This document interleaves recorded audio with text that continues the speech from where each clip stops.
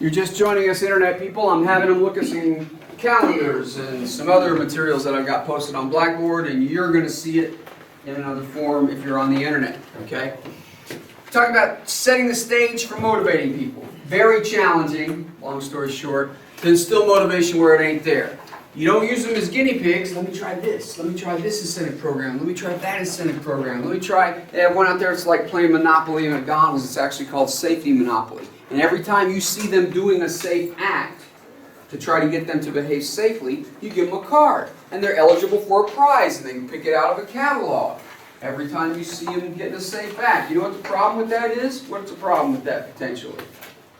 They try to hide their safety issues. So That's they can right. get prizes. Good. And when I get the prize, what do I do sometimes? I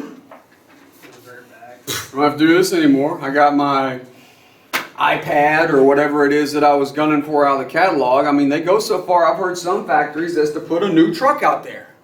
And one employee gets a truck. So all the employees hate the other employee for winning the truck. After that, it can backfire on you just as much as it can help you. The other thing that we talked about a little bit the other day was money. Yeah, money works sometimes, but sometimes it doesn't. Sometimes they're motivated by other things, okay? Here's the bottom line in terms of what I'm telling you on incentive programs, and OSHA is still 50-50 just like me on incentive programs. If you show up and you agreed to take the job, knowing that you would be the only safety professional on that site, be it a construction site or in general industry, remember for these two chapters, 2 and 3, we're going both, general industry and construction, teaching from two perspectives, okay? If you got nothing else and these employees will not behave, if your back's against the wall and you've got to bring that injury and illness rate down, maybe you go with an incentive program. But understand, man, I'll pick on my wife a little bit because we didn't have this at Mobile. It was just training day one. We don't do incentive programs, everybody's safe, because it was a VPP company, Voluntary Protection Program, okay? And we partnered with OSHA. So it was just understood. And you do get bonuses. That's something that's programmed into how much we produce. But as far as safety goes, it's built in. And if you're not doing it, then we have a big problem.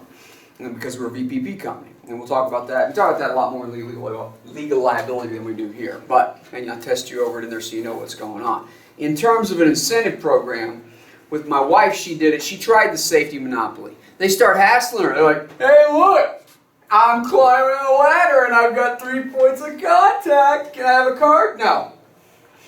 And then they get mad. Why do they get mad? Because I'm doing it and not getting it. That's right. It's the spontaneous part. I told everybody this, she says, on orientation. Told you all that it's how I give you these cards. When I see safe act, I want that to be spontaneous so the other employees will do it.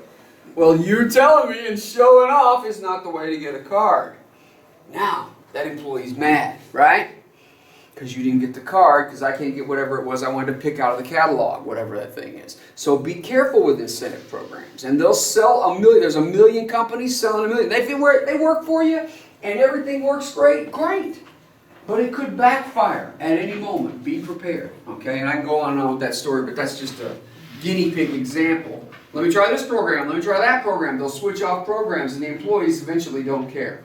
So be very careful. If you can get them to want to be safe internally. Motivation is internal for your first test, true or false? Think about it. It's true. Okay? You motivate yourself from inside. There's not like a motivation gauge I can whip out of my pocket and see, well, you're this motivated today. According to that, you're that motivated. No. You're motivated internally. Okay? I didn't put you in the seats here today. You came here because you want to make money. That's not really the reason I want you in the field. That's what a lot of our students come for. What I want you in that seat for is because you want to help people, protect people. True? Number one on my list is always who? That's why I'm still in this business. I thought that I could be more effective by training other people on how to do this and hopefully protect more workers in the process rather than making money. Because I'm telling you right now, I'm not making any money like I used to when I was out in the field. I work for the state of Oklahoma, I'm telling you, okay? And I am not doing this for the money in terms of that. So, guinea pigs can backfire on you in terms of that. Money can backfire on you. Motivating yourself is attempted because you want to get a goal or a group of people to get a goal. And you can use this chapter on relationships, families, friendships, co-workers. He's telling you that in the book.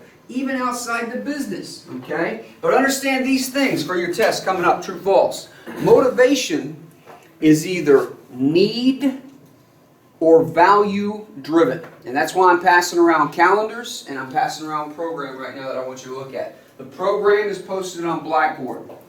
And that comes straight from Kiewit. I have never worked for Kiewit in my life, but that program Kiewit wants you to know about because it's an extremely good example of employees internally motivated, not because they're going to win a prize, not because somebody says, whoosh, do so, but it's because they have somebody on their side listening to them. And we'll get into that in a minute, okay? There's a lot of ways of motivating people. Those workers, they either need something or they value something. Either they need money or recognition, for example, or they value money, of course, or they value, hey, we did a good job. You remember me talking about the Mohawk Indians up in the New York area, Native Americans, right? Native American tribe, and they valued the structure. They're going to get paid. They're doing highly hazardous work. They're making money out the buku. It's a matter of how that structure was put up and how well it was done. They take pride in their work. You ever heard that phrase before, maybe? Okay, so that's what we're wanting to happen here. And we want that to happen with safety internally. So if we want to be successful, we got to teach someone. It can be taught. He tells it right here. Motivation presumes valuing. You value something. We're going to get into that in a minute. And they are learned behaviors. Thus, it is learned for your test and can be taught to all your employees. Those things that I'm passing around are living examples. One is from Coastal. It's a calendar from Coastal. It's an oil company. Okay. The second is a Kiewit calendar. I think the third one's a Kiewit calendar. I had an updated version. I forget what the fourth one is. I don't remember. I have to look and see. But on the other hand, you shouldn't want to completely blindly manipulate them. And you want them to make the decision themselves to be safe. True or false? True. I want them to want to come to work, and I want them to want to be safe. Okay? And I want them to do that without me blindly motivating. Why are you doing what you're doing? Well, just because that safety dude told me I got to wear safety glasses. I mean, nothing's ever hit me in the eye, but whatever. If it'll get him off my back, safety Nazi off my back, I'll do it. Okay? Now, you're not motivated. Right now, what you're doing is you're just doing what I tell you to do. That ain't what our whole point is here. Make sense? Okay? Kiewit gives you what they call Craft Voice and Safety, the CIVIS program. That's one of them that I got going around. It's up on Blackboard too for those of you. And they're just trying to share this stuff with people. They got enough money, they can. That's why they do it. It's the only way I can figure. Is because in terms of getting people motivated, the Craft Voice in Safety, which is what that stands for, they call all their people craft people. Okay? Everybody's good at something. And all their craft people have a say in what safety gets going on. We'll talk about that in a minute too. If you blindly respond, well, I'm just wearing these safety glasses, so I'm just tying off because he told me to tie off, to what that safety pro says, you lose the unique human will. They can't make decisions for themselves, they're just a number. What do I gotta do? Just tell me where to go. You sound real happy to be here. That ain't what I want. That's not what I want. In other words, if they follow you blindly, then you're basically commanding through the use of fear, intimidation, or another negative behavior. Fear is a negative behavior leading through fear, and intimidation is a negative behavior. Just because you're the big, and I mean literally, I've worked with guys 6'7", 250, okay? Just because you're big, you either do it, tie off, or else I'm going to get you. That's putting it nicely, okay? Nah, that's not what I want. To give you an example, there's this insane, I bet you never thought you'd hear about it in a Roman emperor in construction class, but every time I think about leading people blindly, I think about this guy right here, Caligula. If you want to know a lot about him, go to Ask a History Professor. He'll tell you all the grisly details that are R-rated that I can't get into right here. But Caligula was an insane Roman emperor who was eventually assassinated by his personal guards. Now I want you to think about that. That's like our president went out, pick your president, I don't care who you like, and they go out to do a speech, and the Secret Service detail that's with them hates them so much, they turn around and shoot them, all of them, all at once, okay? Something's going wrong, right? You're making people mad left and right, including the people who are supposed to protect you. Do they respect you? No, okay? Conspiracy was assassinated. That was a conspiracy by the Roman government, okay, to actually do that. What happened is, quick and dirty details, he and his boy was about 5, 7 years old, something like that. I'm not a history professor, Google it. But in terms of however old the boy was, he was leading him by the hand. There's a secret tunnel goes under the Colosseum. Everybody knows what the Colosseum is, right, from Rome, big fancy place. Run around a lot of chariots, kill a lot of guys. Gladiator, if you ever seen Gladiator, they fight it out and they kill him. It's we come back next week. No, you don't come, you're in pieces. Okay? And they fight animals and they do all this stuff. Well, they saw a big day at the big Colosseum. He's happy, Caligula up there is happy, his boy's happy, Roman guard turns around, the guards I should say, and they stab him, I don't know, 10, 15 times right there, on the spot, okay? Weren't done. Turned around to the boy who just witnessed the stabbing, grabbed him by the feet, wham! Hit his head in the wall like a watermelon. It went all over the wall. They still weren't done. Guess what their next stop was? Family. That's right. Went to his house, killed his sister, killed everybody that was in the family at the house. And then they went around to Rome and tried to tear down everything that said Caligula on it, including the money. They tried to erase that emperor from history. What does that tell you about how the people of Rome felt about that emperor? Did they respect him? Let me ask it that way. Nah. Okay? He thought, though, and he told them this on many occasions, and that's just the PG versions of the stories that I can tell you about this guy. He was off the charts. Let them hate me so long as they fear me. Do you remember the statement that the guy made in a film? And you guys on the internet will have seen this too. You know, I had a guy come up to me the other day, and he said, you know, I hate you. I absolutely hate you. But, what? My wife loves you. Why does his wife love him? He knows, she knows, that whatever happens, however much guff my husband gives you about not wanting to tie off, put safety glasses on, wear your hard hat, whatever goes on there, he's going to have to do what you say, or else he's not going to be able to work there. Now that's not what I want, right? I don't want him to come up and say, you hate me. I want him to come up and say, hey man, this looks really bad to me. This looks really unsafe. Can you come over and look at it? Is that leading through fear? No. Now, think with me again. That's good. Think with me again. In terms of being a safety professional, are you leading by example? Yes, you are. Okay, good. Excellent.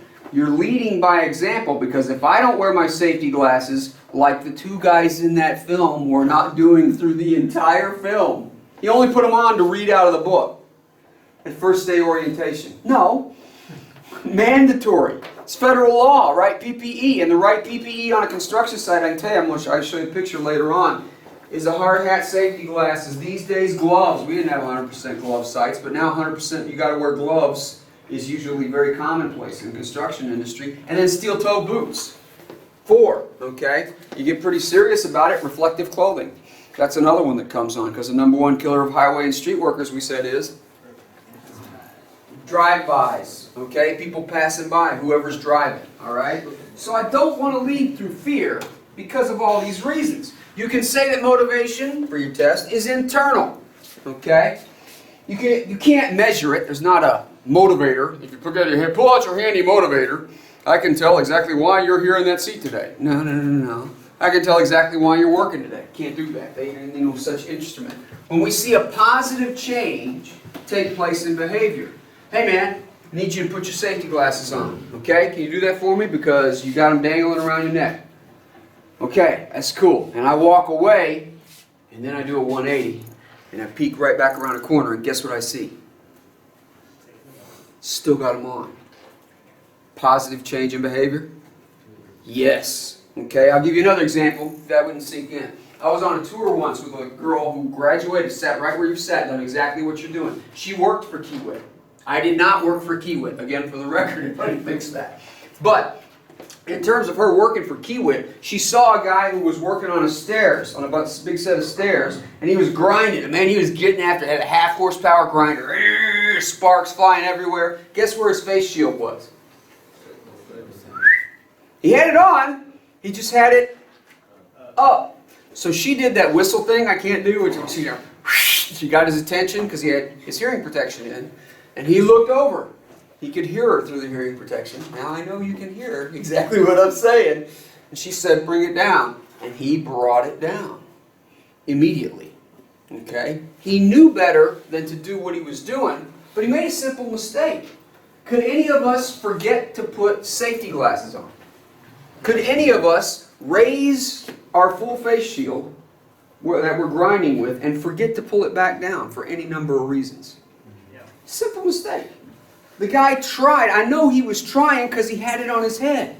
He wasn't opposed to wearing it. It's just that he forgot. And in that time that he forgot, what could have happened? That's right. You means you got metal shards coming at you. You've got the disc, if it shatters, which we're going to talk about later. Before I started teaching this course, I'll be 100% honest with you, on the internet and everywhere else, I had no idea that abrasive grinders are always in the top 5, top 10 OSHA violations every year, both for general industry and construction. I had no idea before I started teaching this class and had to get that data. I was like, are you kidding? I've worked around the things for, oh, yeah. And I see what you're saying. In terms of it, it's because not only are they used, but they are misused, okay? And they don't wear the right protection. So that can be something like keeping your safety glasses on. You have a new behavior. They actually walk within the places they're supposed to walk, and they don't actually get hit by a forklift as they're going through the site. This kind of stuff, okay? Now, give you an example from a guy that I had come up on campus and speak. When I ran the it was ASSE when I ran it. Now it's ASSP. My wife runs all those meetings, American Society of Safety Professionals. Had a guy come up and he stood outside there and he was just clicking. Every time he'd see an employee come or go inside the front doors of the factory he's working in, he just had a clicker. Looks like just like the one on the left side. On the internet, it's the top left. Had a clicker look just like that one. He showed us when he came down and spoke. And he just clicked, standing outside the doors. He didn't tell anybody he was doing it. He was a brand new safety guy. Didn't tell anybody he was doing it. Standing there. Every time an employee walked in or out. And people started talking. What do you think they started saying? What's he doing? What the hell is this guy's problem? Is he a terrorist? What is he doing? What's going on with this clicking thing? All right, so it took a month, an entire month, for somebody to get brave enough to come up and ask him, what are you doing? And he said, I'm counting exactly how many come in today at shift change, because I want exactly the same number to go home that day. That sums up what that slide says. What's that tell you about his thought process? What's it tell you? Yes. And what? Accountability. Yes. Accountability. It's my watch, right? And in terms of the company who hired him, what does that tell you about them? Because it took a month and they didn't gripe about it at all. What's that tell you about the company? That's right. They trust him. Okay? So in terms of, and he cares, the message that we're trying to send here is, fingers and toes. I want you to go home just like you showed up. That's my whole point in being here. I care about people. If you don't care about people, get up and go change your major. I'm not afraid to tell you that. I don't care. Because that's why I signed on back in 2001 with this department. Their priority was not, and not to diss anybody at all, but their priority was not just industrial hygiene and consulting, which is what a lot of safety is going to. Their priority is that frontline worker. My opinion is we have a problem, it's a serious problem, and it has never stopped. Not since we started swinging hammers on this continent. We're killing them left and right every single day. Agree? We're injuring them seriously every single day. Agree? In both general industry and construction. Agree? We got a big problem. And it doesn't stop. So we've got to try to get our companies on board and our people on board to be motivated internally. And that clicker would run up there and they believed that he genuinely valued their safety when he did that. Now, when you do this, multiple choice questions on your test here, different for you on the internet. In terms of when you do this, okay, you're going to have goals. You may write them down. You may not have to. Your boss may make you write them down. One of my bosses did, because he wants to know what my goals are for the next fiscal quarter to see if you're going to reach your bonus. Sometimes it happens that way. That's an incentive for you to actually get active. Okay, and it was built in. It wasn't just picking on me. It was built into their safety program at that particular place that I was working. Make sense? Okay? So, Goals and goal setting, when you get them, are an integral part of the motivational process. You got to have them, and you got to try to reach them. I don't like numbers. We've talked about that here before. But the environment in which motivation takes place, you got to have a goal. Sometimes it may be the springboard, and it'll start it out, and you may find that you're in a really good one. You may find, on the other hand, that you're in a really bad one. And I'll tell you a story about me here in just a second. Not all conducive to motivating others, and thereby it's very difficult to instill that motivation in your employees where it does not exist. Quick and dirty story on one construction company I worked for. Not the worst one that I told you about, a different one. I show up, I talk to the boss the first day before I'm going to work. We go through all the testing and all that stuff, and I show up, I'm talking to my boss. The company doesn't even exist anymore. It was bought out years ago. But in terms of when I was talking to him, he said, all right, we're going to have, I want you here, you're the new guy, you're going to help me, because I can't cover all these guys. I want you to be here at 5:45, the toolbox talk for the day, because we didn't do them every Monday. In the film you saw, they did them every Monday. We did them when? Every day. Every day. What's that tell you about the company? We care. Okay? So he said all these guys are going to be circled around a job trailer, and in my day, this is 1990, 91, somewhere in there. I'm old, I can't remember these things. On the side of the trailer, we had a bulletin board. The bulletin board had the day's job toolbox talk on it. And we would talk about all the things on it. If you forgot about it, it's right there. Every employee passes that coming in and out of that job trailer. There are at least 100 to 200 employees coming in and out of the job trailer all day. He said, first thing you're going to do is you're going to scrape the steps, make sure there's no ice in it, middle of winter. Okay? We were approaching, we hadn't hit there yet, but we were approaching minus 21 below, a new Kentucky record when I was working there. He said, on top of that, you're going to make sure everything's in there on the board like it's supposed to be. And they're all going to huddle up. You're going to see them in a semicircle. I said, okay, no problem. I'll be there. So I was there. I showed up the next day, and I get in front of the job trailer, and I'm standing there, just kind of doing my own thing, and I see these two guys out of the corner of my eye. I'm like, whoa. They keep eyeballing me, you know. What are they looking at? The new guy, right? Okay, the FNG, the freaking new guy. They know something funny going on. And they keep doing this. They keep stepping over to me while my boss is giving the toolbox talk. They ain't listening to him. They're worrying about me, which tells you that when they get out there, what? They're not going to know any of this stuff. They're not going to have any idea what's going on. But yet they keep sidling over to me in Kentucky language. They keep doing that. And so they say, hey, hey. And I didn't correct them because I'm the FNG. I'm the freaking new guy. I'm not going to correct him. You that new safety guy, ain't you? Yeah. New college boy. Yeah. Okay. Those are some nice coveralls you got on. Thanks. Appreciate that. Hey, how about we take you out back and roll you around and break them in for a while? Would you like that? How about we break you in right? Two guys, both of them, and that's not hard to do, but both of them twice my size, okay, in terms of doing that. What did they want to do? Mess you up. Yeah, that's a nice way of putting it, right? They don't want to whip my butt, to put it PG, right? Okay? They want to take me out back behind the job trailer and make my coveralls dirty and make sure I had enough blood on them as well because they heard that safety people suck. That's why. And I'm the new college boy. Had a hard hat on so they couldn't see this. I'm the new college boy. Why should I listen to this new safety Nazi? I don't want you telling me what to do. And so, what did you do, Dr. Nick? What did you do is the question. I did learn. That's where I learned how to do fast talking that I'm doing right now. We're going to do it real quick. And it's one of the 3 times that music has actually come in. I was a musician at that point. Was playing in the tri-state area with too many bands to mention. Running around doing this, that, and the other. And the guys are talking to me. I said, hey, man, you like music? What are you talking about? You know what music is. Come on, you like music? What kind of music do you like? And it just so happened that they were metalheads. Total fluke. I'm an old metalhead, okay? So I was like Aerosmith, like AC/DC, like all these other kind of, yeah, I like those kind of bands. Those are cool, okay. So I tell you what, man, I'm playing such and such bar. I don't remember, don't ask too many. I'm playing such and such bar. Come there tonight, man, I'll get you in. No cover.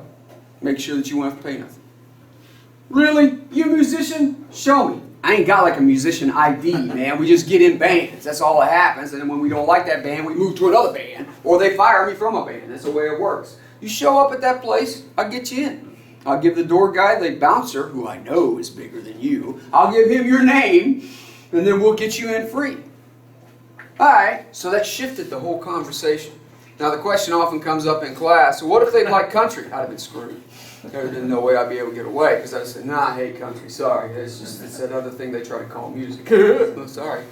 You know, but that in terms of doing something, I tried to find a way that I could agree and we could see eye to eye with that employee. True? Find some common ground. I had to do it real quick. Nobody taught me that out of college, what I'm telling you about right now. Nobody taught me, and it includes with general industry workers, how to bond with that worker on some level very quickly. Okay? And so that's what I did. They showed up at the gig, finally into the story. They got in, they got drunk. I don't know what they did after that. I don't drink, never have drank my entire life. But they did that, and then they went and told 2 friends.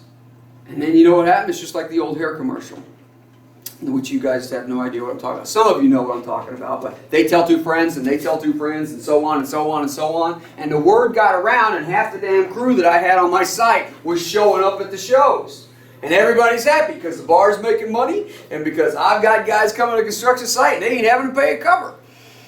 And the bars eventually kind of got upset about that, and so I would have to like give them part of my band pay as cover, as if I was making any money in the first place. But did it make my life easier on the other end? Yes. Now, let's look at it the other way. Those guys were no longer motivated to whip my butt. Okay? Those guys were motivated to talk to me at least. True?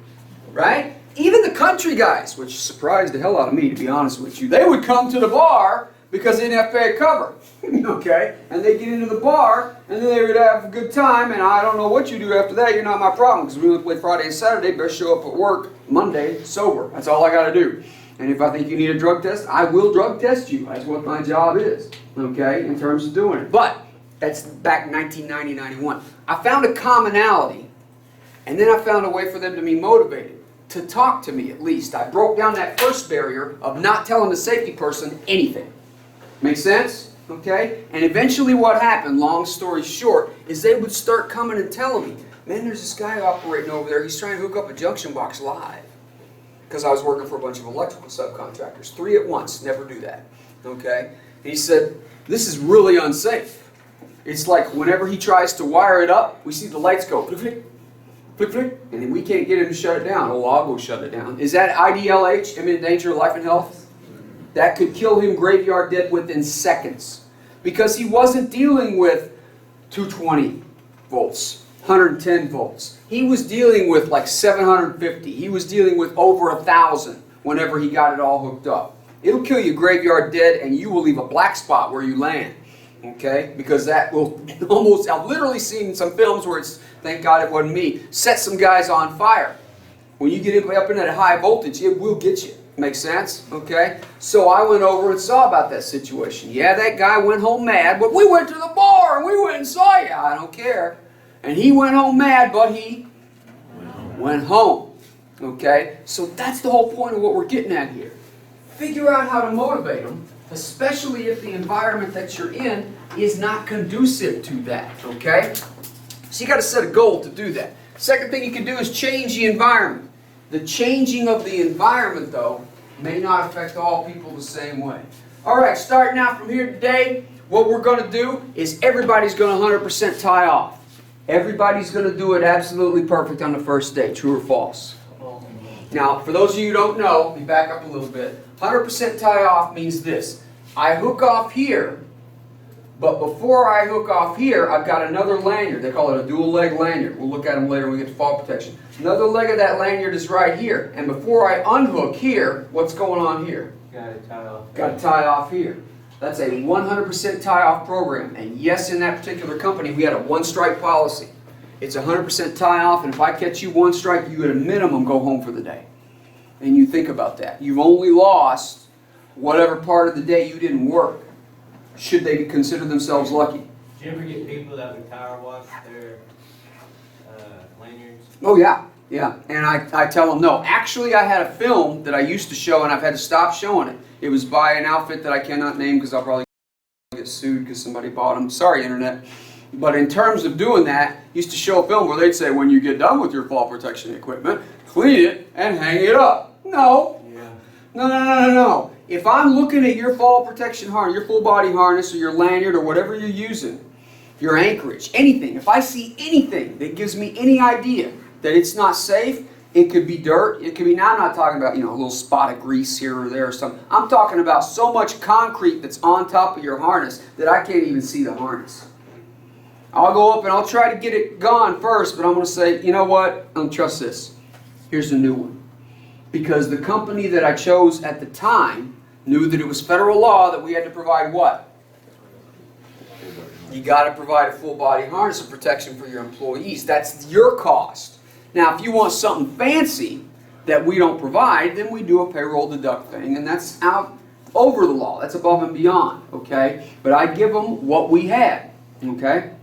And in terms of doing that, those employees who I run across that are doing that, I would confiscate the harness for any reason. What you'll learn when we get in fall protection, and I'm jumping ahead and stealing some of my own thunder is, but I might as well, I'll say it when I get fall protection anyway. When in doubt, throw it out, period.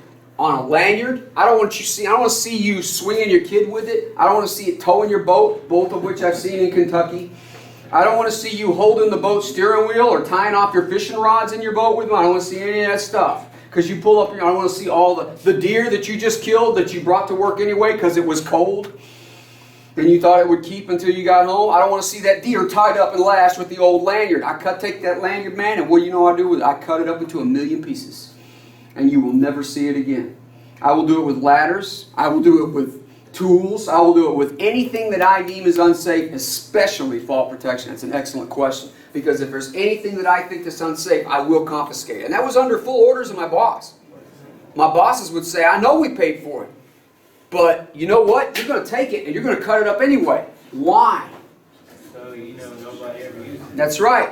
Now the back story to that is, and on the back end of that, is what you've got to convince management.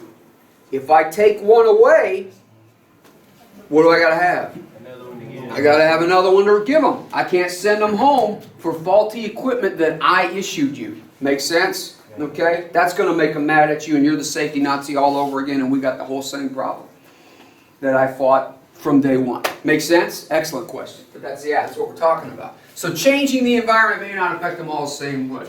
Well, I don't want any kind of harness that safety guy's going to give me. I've had this one for years and it's never failed me. Really? Let me take a look at that. Okay? Because you inspect it every day, right? Yeah, I checked it off right there. Oh, and I trust you. I hate to quote Scarface, but I do love the movie. You know who I trust? Me. That's who I trust. Okay? That's what Scarface says. And that's what I do. I inspect the harness. And if I didn't like it, throw it out.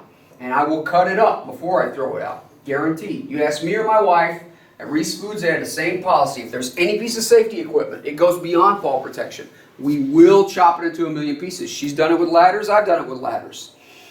And for some reason, they think this is hilarious. But I get a Sawzall. It's known, the proper name is a reciprocating saw. Does anybody know what a Sawzall is? Okay, all right, yeah, a few of you guys do. Sawzall means it cuts through anything in construction slang, right? Okay, including you, but it cuts through anything. And what we would do is we'd take a Sawzall right down the middle of an extension ladder. Now you won't use it anymore. Period. Get a new one. Oh, they get mad. Man, they would get mad. Go home mad, bud. Go home, okay? This is what you got to think about when you're thinking about changing that environment. Those guys who don't want to change their harness. He's got 3 things to say about them. People are unique, people are unique, people are unique. What motivates one may be demotivating to another. Safety Nazi telling me what to do. I ain't going to listen to anything you've got to say. I'm going to do my own thing, and if you catch me, fine, then we'll see what happens there, because I'm bigger than you. Literally, I've had that said to me. Okay? I'm not trying to scare you out of the field. What I'm saying is, you got to choose your company wisely. Doesn't mean you won't run into a problem employee. We'll talk about them later and how to deal with them. Okay? But you have to understand that each employee needs or values something. Third thing, in terms of goals. If you're going to do a goal and you're going to set a goal, maybe it's in your head, maybe you tell your boss about it, write it down, whatever. You are the person responsible, has responsibility of trying to motivate that other individual or group. Then you're going to need to address what they need. Okay? They follow along continuum. Some need little motivation, while some of them, you got to constantly be motivating them. Why are you here, man? I ain't here to hassle you. That was my first line every time that I did a toolbox talk, whether it was in general industry or wherever. I had to come up with that on my own. Guys, girls, I'm not here to hassle you. I'm not here to make your life hard. I'm here to see that you go home with these and these. That's my only dog in this hunt. I have nothing else to do with that. I care about each and every person on this shift, and if you don't believe me, come ask me. Show me a situation you're having a problem with, and I will do my best to fix it. I didn't say I would fix it, did I? Why? Why did I not say that? You can't fix everything. I can't. I try to pass it through management. I can't do it the way you want. Maybe I can do it the second best way, but it's all we got. Maybe I can't do it at all. Maybe I bring it up to management's attention that this is such a big hazard that the 4 or 5 employees, and this has happened, have come up and told me about it, and I got to fix it. But when you do get it fixed, and you get those people to see that it's fixed, what do they think about you? They think, what do they think? Come on, what do they think about the safety pro if something's done? Yeah, he ain't that bad. That's right, I'm not a safety Nazi. Maybe I won't beat him into being shorter than he is or something. When the CITIS program, Craft Voice and Safety, that thing's going around right now if it has it. Sorry, yeah, it's going around most of the way. That's Kiewit's, one of Kiewit's, still their best program in my opinion I've ever seen. What they do is they pick a team of employees, okay? Like say, I don't know, HVAC guys. They pick those heating, ventilation, and air conditioning guys is what that stands for. And they'll say, choose an employee. That employee that you trust the most and that you will value the opinion of. And they do. They all agree to participate in it. And that employee's issued a blue vest, which is reflective, which is where everybody else, and you see that probably in the manual as it went around, everybody else gets a regular Kiewit vest. That's the designated employee to come to the safety professional who's on site and say, here's our issue. We can't reach this area where we have to put in all this electrical wiring. We need a boom lift. Can you get us a boom lift? And when you would pull into that site, it's the freakiest thing I've ever seen in my life, guys, because I've never worked on a site. I've only toured one that did this. You would see a whiteboard under a little roof. And it would say on one side, you asked, we did. And it would have a list of things.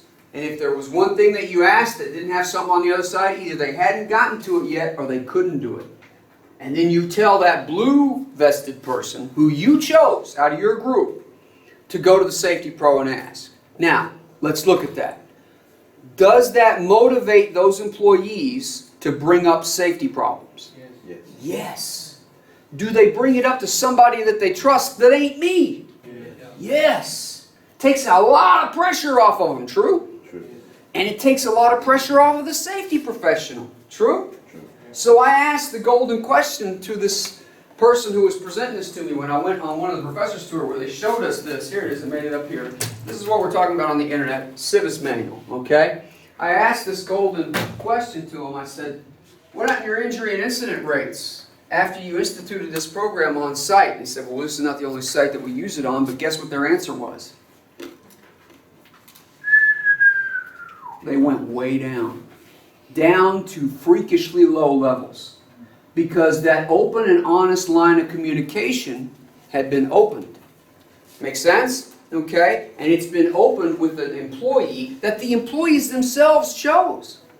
So they bring it up to the safety pro does their best to do it, and if there's something serious, they'll gather all the blue vested people together and tell them, and the message will go out that way. And if there's a problem after the message goes out, they report it back to that same safety person. Make sense? Okay? And I have to say, in Kiewit's, I give them credit where credit's due. I wave their flag when there is reason to do so. Right here is one of the best programs I've ever seen in the industry because of the pressure it takes off your job. Now, what does that, because Kiewit's willing to do this, and I'm not telling you to go work for them, what they want you to do is take this same kind of program and use it in general industry. Use it wherever else you decide to work, in a mine, wherever. If you can get them in an oil rig where there's real roughnecks and real hard to work with, use this program. So they'll talk to the safety person. That's why they put this out in the first place. And if you use this, do you think it will bring your injuries and illness rates down? Yes. There's a good chance. I would agree with that. Okay? I didn't say eliminate them. They didn't have them eliminated when they put this program into place on site. They still had people get hurt. You're going to have people get hurt, true? Okay? Accidents are not random, but still people get hurt.